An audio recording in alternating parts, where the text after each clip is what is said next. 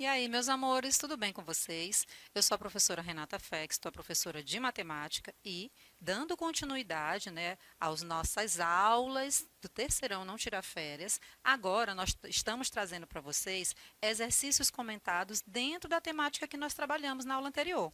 Você está lembrado? Vou te lembrar. Ó, a gente falou sobre regra de três simples e composta. Na aula anterior, nós vimos, né, a parte teórica, tanto para a regra de três simples, quanto para a regra de três compostas. E agora nós estamos trazendo, né, questões dentro do estilo Enem, né? Você está estudando, se preparando para o Enem. Então, é nesse sentido que a gente traz esses exercícios resolvidos para vocês. E claro, sempre deixando bem claro que se você perdeu alguma aula, alguma partezinha não compreendeu direito, dá o pause aqui, vai lá no nosso canal no YouTube, Plataforma Gonçalves Dias. Lá tu tens acesso a todas as aulas e não é só de matemática, tá, gente? Todas as disciplinas para tu te preparar, ficar craque, super inteligente e tirar a melhor nota possível no teu exame, tá? Tem também um outro canal que você pode acessar também. É o nosso site, pgdma.com.br. Lá também tu tem acesso a todo esse material, tá bom? Então, agora vamos falar aqui sobre as questões. Temos a primeira questão, acompanha a leitura comigo. Diz o seguinte: um automóvel apresenta um desempenho médio de 16 quilômetros por litro. Um engenheiro desenvolveu um novo motor a combustão que economiza, em relação ao consumo do motor anterior, 0,1 litro de combustível a cada 20 quilômetros percorridos. O valor do desempenho médio do automóvel com o novo motor em quilômetro por litro, expresso com uma casa decimal é.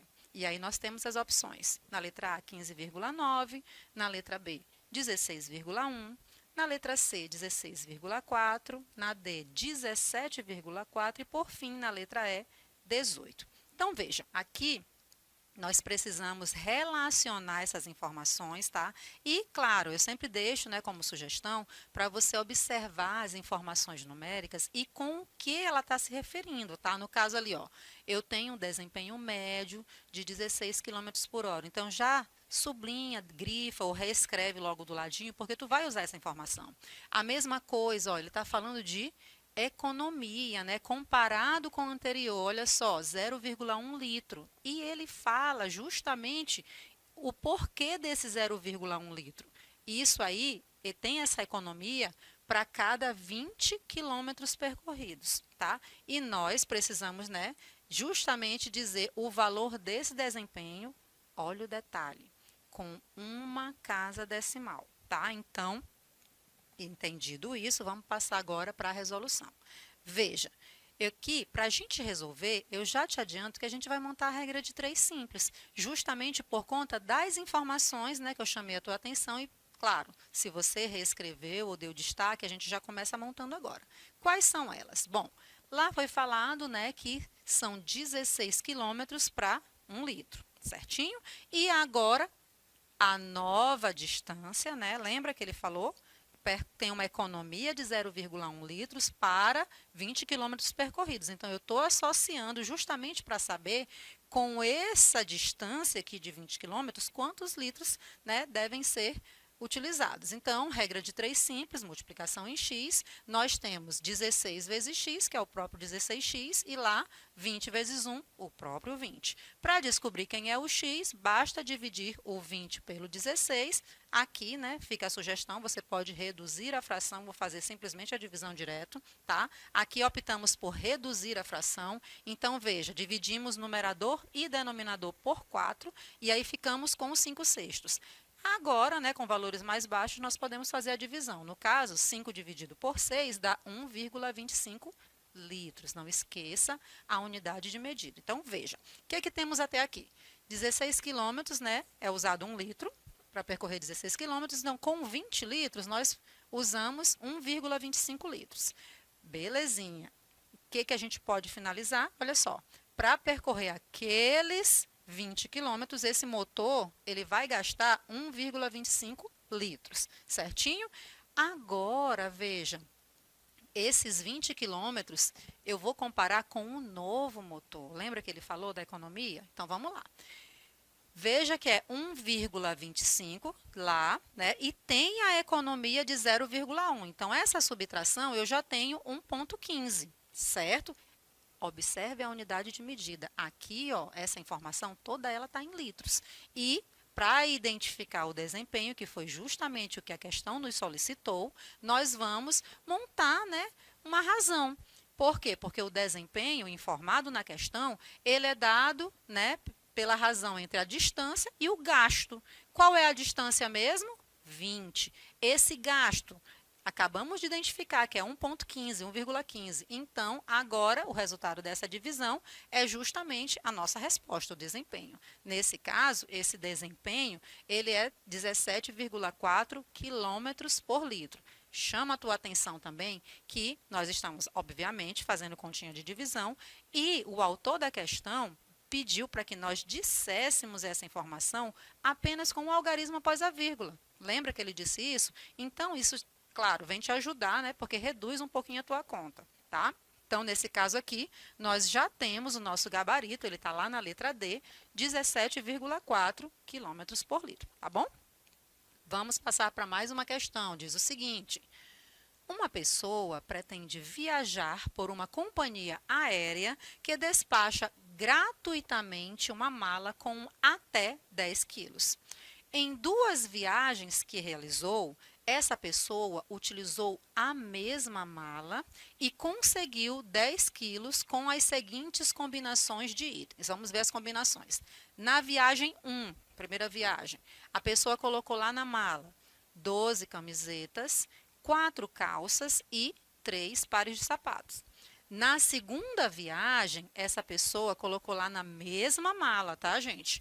18 camisetas, 3 calças e 2 pares de sapatos, tá? Então, para ter certeza de que sua bagagem terá massa de 10 quilogramas, ela decide levar essa mala com 2 calças, um sapato e o máximo de camisetas, admitindo que itens do mesmo tipo têm a mesma massa. Então, veja, vai acontecer uma terceira viagem e a pessoa, né, para garantir a gratuidade do despacho da mala dela, ela precisa garantir aquela mesma massa de 10 quilogramas. Só que ela fez uma alteraçãozinha, percebeu? Ó, 2 calças, tá? Um sapato e agora é o máximo de camisetas que essa pessoa conseguir colocar. Lembrando que a gente tem um limitezinho, tá? De 10 quilogramas. Bom, qual a quantidade máxima de camisetas que essa pessoa poderá levar? Então, na letra A temos 22, na B 24, na C 26, na D 33 e, por fim, na letra E 39 camisetas. Entendeu o raciocínio, né? Para isso, aqui eu já te trago a mesma tabela, tá? Que a gente já vai começar o procedimento de resolução. Então, aquela tabela lá vai ser, né, nosso guia. Veja, do mesmo jeitinho que ela foi apresentada, tá aqui. E, como eu te disse, tá? Ó, a gente vai observar aqui, em relação a essa segunda viagem, o que aconteceu da primeira viagem para a segunda, tá? Então, observando essa tabela, o que a gente pode perceber? A gente percebe que na segunda viagem a pessoa levou uma calça, um sapato também a menos, né? Um par de sapato, ó. Compara calça e compara sapato. Perceba que diminuiu essa quantidade, tá? E o que aconteceu lá com essa redução? Quando eu observo aqui as camisetas, teve um aumento, né? E nesse caso, né, eu tenho aumento de 6 camisetas. Basta fazer a subtração, né? Tá até ela posta aqui para não restar dúvidas, tá bom? Então, isso é a primeira constatação que a gente tem só observando essa tabelinha, tá? E aí, o que acontece? Vai haver uma terceira viagem. Para essa terceira viagem, nós já temos algumas coisas com quantidades fixadas, tá? Observe que eu tenho uma calça e um par de sapatos, né? A menos em relação à segunda viagem. E essa redução, ela já vai proporcionar, né, aquele aumento na quantidade de camisetas, né? Veja, ó, reduziu aqui, reduziu também, tá? Tá acontecendo na coluna, tanto das calças quanto dos sapatos, todo o tempo redução.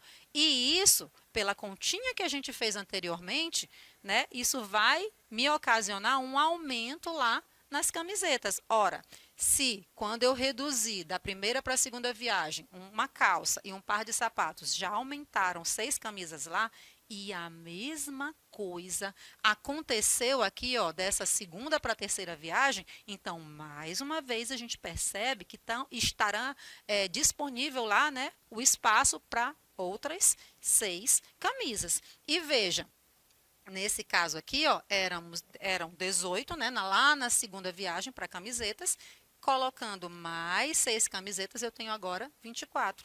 E aí você já entendeu, né? No máximo mais 6 camisas, justamente porque a redução de 1 aqui nessas duas colunas me proporciona um aumento de 6 aqui, não é isso, gente? Então, o que a gente pode dizer mais? A gente já conclui, né, que nessa possível terceira viagem, né, que essa pessoa fará, para ela estar dentro desse limite de 10 quilogramas, que é o despacho gratuito da bagagem, vai ter o espaço na mala para, no máximo, mais 6 camisas. No caso, se eram 18, somado com os 6, nós temos agora 24 camisas. E essas 24 camisas estão lá no gabarito, na letrinha B.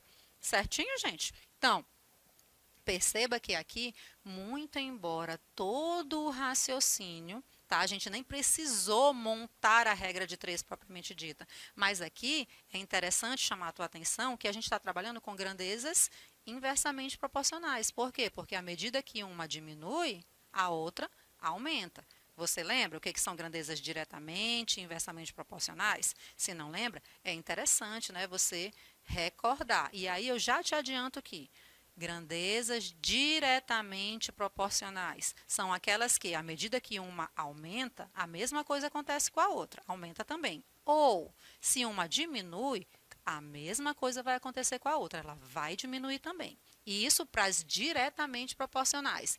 E as inversamente? Ora, olha o termo, inversamente. Perceba que quando eu tenho grandezas inversamente proporcionais, o que acontece com uma vai se inverter lá com a outra. Ou seja, se a primeira cresce, a segunda diminui. Ou vice-versa. Se a primeira diminui, a segunda cresce. Tá bom? Então, agora sim a gente dá continuidade para mais uma questãozinha. Acompanhe a leitura comigo. Vamos lá. Os tempos gastos por 3 alunos para resolver um mesmo exercício de matemática foram 3,25 minutos, 3,4 minutos e 191 segundos. O tempo gasto a mais, em segundo, pelo aluno que concluiu por último a resolução do exercício em relação ao primeiro que o finalizou foi igual a. E aí nós temos na letra A 13, na letra B 14, na letra C 15, na D 21 e por fim na letra E 29. Gente, apesar do enunciado, né, tá bem enxutinho, mas você percebe que tem coisa aí para a gente trabalhar, né? Até porque, ó, perceba que os tempos aqui, né, de resolução desses 3 alunos, eles estão em unidades de medida diferentes. No caso, ó, o primeiro aluno, 3,25 minutos. O segundo, 3,4. O terceiro aluno, 191 segundos. Então, até para que a gente possa comparar, a gente precisa ter essas informações, todas elas postas, né, numa mesma unidade de medida. Isso aí já chama a tua atenção para garantir que a gente vai conseguir comparar esses 3 tempos, tá bom? Então, para resolver, ó, como eu te falei, ó, eu preciso converter esses tempos, tá? E, lembrando da regrinha, né, para eu converter para segundos, o que é suficiente a gente fazer? Multiplicar por 60. Lembra? 1 minuto tem 60 segundos, tá? Então, 3,25 minutos. Ora, para eu transformar para segundos, eu vou pegar o 3,25 e vou multiplicar essa informação pelo 60. E isso tem como resposta para nós o 195 segundos. Pronto, esse foi aquele primeiro tempo lá, já convertido para segundos, até para que a gente possa, né, comparar, saber quem foi o primeiro, o segundo e o terceiro, tá? Próximo tempo, 3,4 minutos. Mesmo raciocínio, tá? Eu vou continuar pegando essa informação. No caso, agora eu vou trabalhar com o 3,4, vou multiplicar esse valor pelo 60 e o resultado já vai estar convertido em segundos. Para nós aqui, né, nessa multiplicação, nós temos como resposta o 204 segundos. E aí, a última informação, né, já estava em segundos, então a gente nem vai precisar trabalhar com ela. A gente vai só repetir para poder comparar. Então, vamos organizar os 3 tempos em ordem crescente. Ora, lá o 191, né, que já estava em segundos, a gente não precisou fazer nenhuma conversão, ele já foi entregue para nós em segundos. Esse tempo aqui que acabamos de achar, né, os 195 segundos, ó, acabamos de achar, e também o 204 segundos que foi calculado ainda há pouco. Pronto, aqui temos a ordem crescente, então nós já conseguimos identificar quem foi que terminou primeiro, quem terminou, né, no tempo intermediário e quem terminou por último.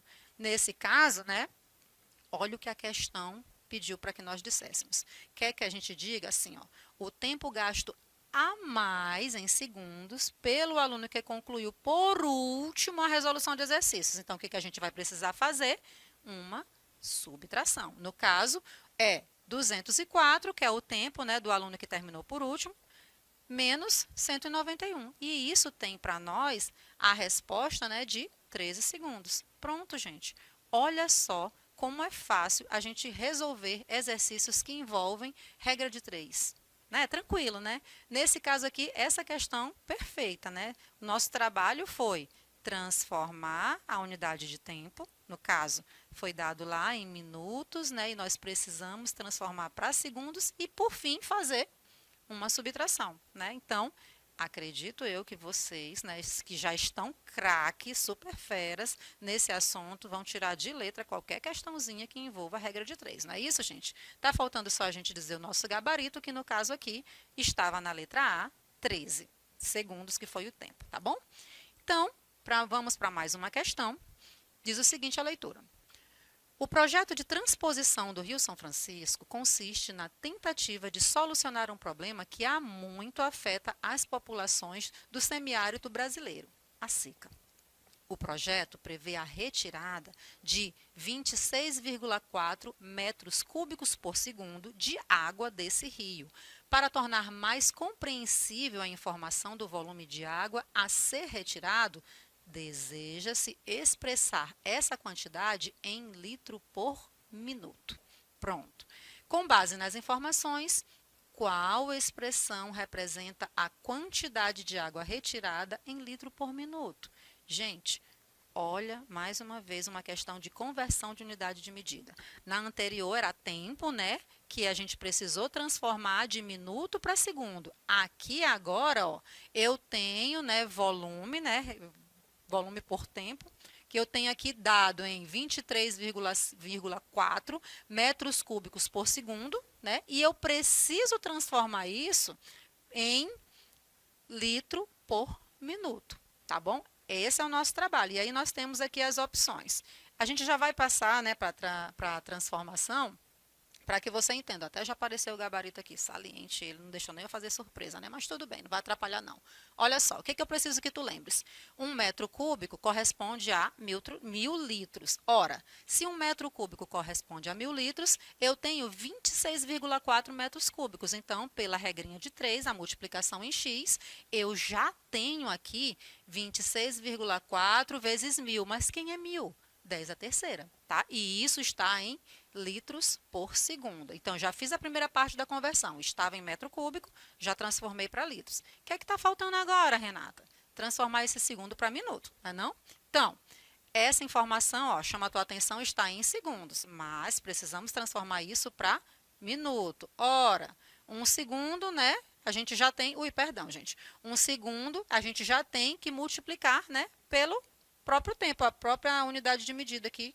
Nós temos, olha só como ficou, 26,4 vezes 10 a terceira, que foi a informação que nós tínhamos anteriormente, e isso aqui chama a tua atenção, né, que basta multiplicar pelo 60, ora, já aqui, 1 minuto são 60 segundos, para que a gente já chegue na resposta. E, como o gabarito nem deixou eu fazer surpresa para vocês, né, ele já se apareceu, nós já temos aqui a letra E, tá bom? Então, Mais uma vez eu chamo a tua atenção para te dizer o seguinte: regra de 3 simples. É só você identificar, fazer uma relaçãozinha básica entre as grandezas, tá? E claro, perceba que todo o tempo aqui a gente está trabalhando com multiplicação e divisão. Eventualmente, tu vais precisar fazer uma adição e subtração, mas nada muito complicado, não é não, gente? Então, espero que vocês tenham compreendido. Um beijão para vocês e até a próxima aula. Tchau, tchau!